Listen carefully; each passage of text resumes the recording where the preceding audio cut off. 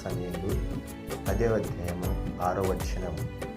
యెహోవా ఆత్మ మీ మీదకి బలముగా దిగి వచ్చును, అప్పుడు మీరు క్రొత్త భాషలతో మాట్లాడుదురు, మీకు కొత్త మనసు కలుగును అని దేవుని వాక్యము సెలవిస్తున్నది.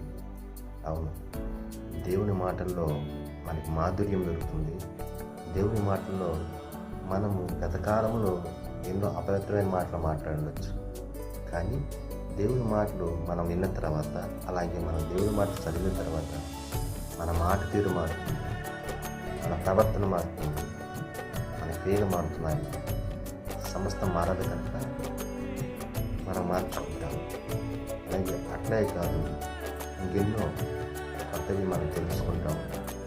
నూతన మనసు మనం పొందుకుంటాం, నూతనాత్మను పొందుకుంటాం అని దేవుని సెలవిస్తుంది.